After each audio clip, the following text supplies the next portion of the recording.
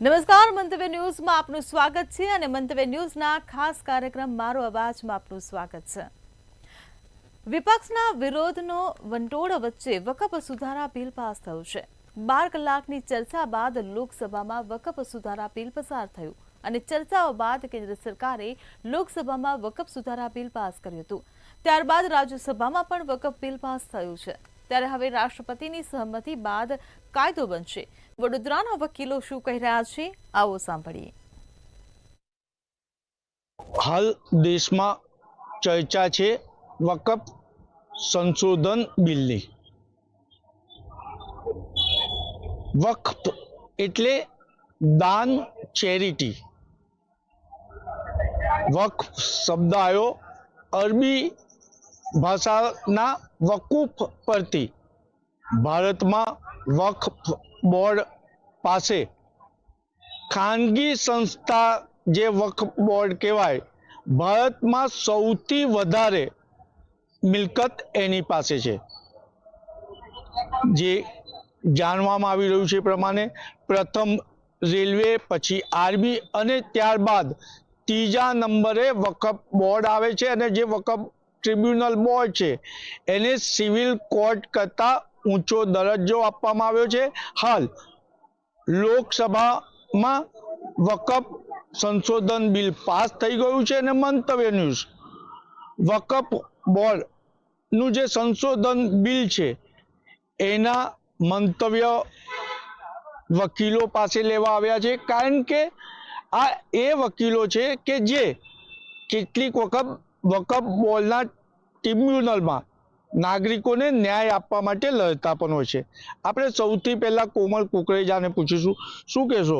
વકફ board સંશોધન bill લોકસભામાં pass થયું, શું આનાથી અમુક સમાજના ધર્મના લોકોને નુકસાન થશે ખરું? આમાં જે નુકસાનની વાત કરી તો ₹1નું નુકસાન કોઈ પણ પાર્ટીને કે કોઈ પણ પક્ષકારને કે કોઈ પણ કોમ્યુનિટીને નથી। આ ગેરમાર્ગે દોરવાનું એકમાત્ર ખાલી ષડયંત્ર છે મોદી સરકાર વિરુદ્ધ, ભાજપ સરકાર વિરુદ્ધ। બીજેપી કેડર બેઝ પાર્ટી છે અને એકદમ જે પણ નિર્ણય લે છે તે તમામ સંપૂર્ણ એ દેશને લગતા, સમાજને લગતા નિર્ણયો લેતા હોય છે। કોઈ બી એક સંપ્રદાયને નુકસાન પહોંચે એવો, કોઈ સંપ્રદાયને હાનિ ઠેસ પહોંચે એવો કોઈ નિર્ણય મોદી સાહેબ દ્વારા લેવામાં આવતો નથી। આજે સ્પેસિફિક વાત કરીએ છીએ કે આ જે કોમ્યુનિટી જે લઈને મંડી છે કે આ ખોટું છે, પણ આનાથી જે ટ્રાન્સપરન્સી આવવી જોઈએ ને, સરકાર પાસે અત્યાર સુધી વકફ બોર્ડની જે પણ પ્રોપર્ટીઝ હતી એનો કોઈ પણ આંકડો કે કોઈ પણ જે એની લીગાલિટીની ટર્મ્સમાં જે હોવું જોઈતું હતું એ કંઈ પણ લીગાલિટીઝના ટર્મ્સમાં કશું વસ્તુ પારદર્શક નથી। હવે ખાલી માત્ર ને માત્ર પારદર્શક કરવા માટે એના લીગાલિટી ટર્મ્સમાં એનો ગવર્નન્સ અને એનો જે સંચાલન થાય એ ખાતાકીય સરકારના ચોપડે થાય એટલા જ ખાલી માટે બિલમાં ન્યૂ બિલ અમેન્ડમેન્ટ કરવામાં આવ્યું છે 2025-1954 થી। તો આમાં જે ટ્રાન્સપરન્સી છે ને એ વિધર્મીઓને ગમતી નથી। આટલા માટે જ ખાલી લઈને કે ભાઈ આ બિલ લાવવાથી અમને કંઈક નુકસાન થશે। કોંગ્રેસ પાર્ટીના જે છે ડૉક્ટર સૈયદ હુસેન એને એવું કીધું કે આ કોમ્યુનિઝમ, પોલરિઝમ માટે, ખાલી કોમ્યુનિઝમ માટે લાયા છે, પણ એ તદ્દન ખોટી વાત છે। જ્યારે વકફની વાત થાય ત્યારે ચેરિટીની વાત થાય, અને ચેરિટીની વાત થાય તો જે તે સમુદાય કે દેશના તમામ નાગરિકોની ચેરિટીની વાત થાય। જ્યારે મિલકત પબ્લિક મિલકત હોય તેવા તબક્કે તે પબ્લિક મિલકત જો સરકારના નોંધણીમાં આવતી હોય કે તેના લગત કોઈ કાયદા બનાવવામાં આવતા હોય તો તે એમેન્ડમેન્ટ યોગ્ય છે।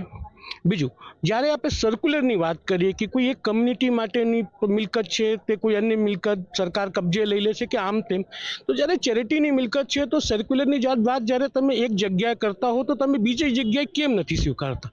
કોઈ એક જાતના સમુદાયના વ્યક્તિ વિશેષ એવું કહેતો હોય કે આ અમારી મિલકત છે, તો ચેરિટીની મિલકત કોઈની નથી, સમગ્ર દેશવાસીઓની છે। જેથી જે વકફનું અમેન્ડમેન્ટ કરવામાં આવ્યું છે આ વખતે, તે અગાઉ પણ 3 વખત અમેન્ડમેન્ટ થયા છે, તે તમામ અમેન્ડમેન્ટ કાયદેકીય જ છે અને એને દેશના તમામ નાગરિકોએ માન્ય રાખવું જોઈએ। અને જે આ મિલકતો છે જેમાં હસ્તક્ષેપ છે સરકારનું કે બોર્ડ મેમ્બરમાં અન્ય મેમ્બરો આવે, તો તે ટ્રાન્સપરન્સીનો વિષય છે। એનાથી કોઈ જાતિ સમુદાયને મારા હિસાબે કોઈ નુકસાન નથી થતું. નુકસાન થાય છે તો તેને જે તે મિલકતો પર બેસી રહ્યા છે. વકફ એક્ટ જે મધરાત્રિએ લોકસભા અને ત્યારબાદ રાજ્યસભામાં પસાર થયું, તો હું વાત એ રીતના કરીશ કે ભારતીય મુસ્લિમ સમાજના સુધારક એવા આપણા પ્રધાનમંત્રી માનનીય નરેન્દ્ર મોદી સાહેબ, અમિત શાહ સાહેબ અને માઇનોરિટી અફેર્સના મિનિસ્ટર કિરણ રિજ્જુ સાહેબની આગેવાનીમાં આ બિલ જ્યારે દેશની બે સંસદોમાં રજૂ થાય છે, તે માત્ર રાજકીય કે પોલિટિકલ પાર્ટીના એજન્ડાથી વધુ દેશ માટે અને દરેક સમુદાયને અપલિફ્ટમેન્ટ માટેનું આ બિલ છે. એનાથી મહત્વની વાત કરું ત્યારે આ બિલમાં એવા પણ એમેન્ડમેન્ટ લાવવામાં આવ્યા છે કે જ્યારે જે બી બોર્ડ બનશે એ બોર્ડમાં મુસ્લિમ સમુદાયની મહિલાઓનો પણ સમાવેશ થશે. બીજું વોહરા સમાજ છે, વોહરા સમાજ માટેનું બી એક અલગ બોર્ડ મળશે. તો આ મુસ્લિમ સમુદાયની મારી માતાઓ બહેનોના અપલિફ્ટમેન્ટની વાત છે.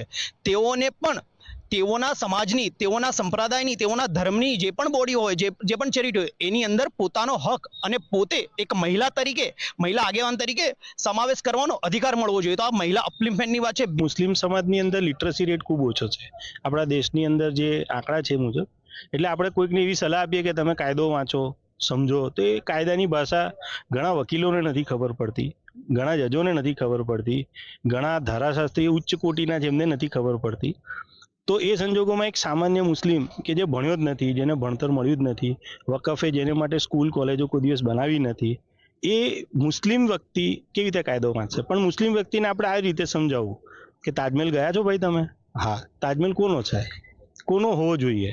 જો આ પ્રશ્નનો જવાબ તમને મળશે, જે ન્યૂ 7 હેરિટેજ ઓફ વર્લ્ડ છે એમાં તાજમહેલ ઇન્ક્લુડેડ છે. તમારા ચેનલના માધ્યમથી જેટલા બી દર્શકો છે એમને હું કહેવા માંગીશ કે તાજમહેલ એ વકફની પ્રોપર્ટી છે. 2005માં અલ્હાબાદ હાઈકોર્ટની ગાઈડલાઇન બાદ યુપી વકફ બોર્ડે તાજમહેલને પોતાની પ્રોપર્ટી ડિક્લેર કરી.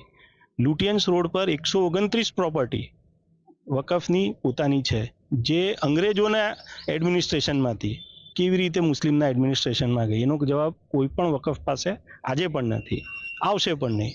એક તબક્કો એવો આવી ગયો જ્યારે આ વિષય બહુ ગંભીર થઈ ગયો, ત્યારે વકફ બોર્ડે જૂનું પાર્લામેન્ટ હાઉસ પર પોતાનો ક્લેમ કર્યો કે એ પણ અમારું છે. તમે ક્લેમ કરો, બધું તમારું જ છે, અમે પણ તમારા જ છે, તમે પણ અમારા જ છો. તમારી 4, 5, 6 પેઢી 7 પેઢી પાછળ જશો તો કોઈક હિન્દુ સરનેમ જ કોઈક વડીલ તમને મળી આવશે. ઝઘડો શેને માટે છે? દુઃખ શું છે? મિલકત તમારી છે? ના. તમારા વકફની છે? ના. આ દેશની છે. આ દેશના તમે નાગરિક છો, આ દેશમાં તમે રહો છો, આ દેશની કોમન મિલકતો તમે ભોગવો છો. એ જ રીતે દેશના દરેક નાગરિકને દરેક કોમન મિલકત ભોગવવાનો હક છે. પ્લસ એની ઉપર સરકારની દેખરેખ, નજર હોવી જોઈએ અને હોવી જ જોઈએ.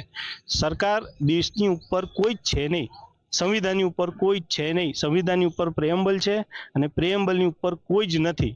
સાહેબ, હિસાબ માંગવો કશું ખોટું નથી. સામાન્ય માણસ કોર્ટમાં આવીને જજની પાસે હિસાબ માંગે, સાહેબ મારા કેસનું શું થયું, અને જજ એને હિસાબ આપવો પડે છે. એ જજ જે વડાપ્રધાનને સમન્સ કરી શકે છે, ઇન્દિરા ગાંધી કઠેરામાં બેઠા હતા, એ જજની પાસે એક સામાન્ય નાગરિક હિસાબ માંગી શકતો હોય તો આખા વકફ બોર્ડ પાસે મુસ્લિમ લોકો હિસાબ ના માંગી શકે? તો સાહેબ આ મુસ્લિમ વિરોધી કેવી રીતે થયું એ મુસ્લિમોએ જવાબ આપવાનો છે. આ હતા વડોદરા શહેરના વકીલો જે બુદ્ધિજીવી છે અને બુદ્ધિજીવી તર્ક કર્યા. મંતવ્યનું છે મુસ્લિમ સમાજના અગ્રણી વકીલોનો પણ સંપર્ક કર્યો હતો, પરંતુ એમાંના કેટલાકે કહ્યું હતું કે અમે જાહેરમાં મંતવ્ય આપવા નથી માંગતા, તો કેટલાકે એવું કીધું કે વકફ સંશોધન બિલ છે જેનો અમે અભ્યાસ નથી કર્યો. કેમેરામેન મિલિંદ મહેલે સાથે નિલેશ બ્રહ્મભટ્ટ, મંતવ્ય ન્યૂઝ, વડોદરા. મારો અવાજમાં હાલ બસ આટલો જ. ફરી મળીશું નવા વિષય સાથે. ત્યાં સુધી જોતા રહો મંતવ્ય ન્યૂઝ.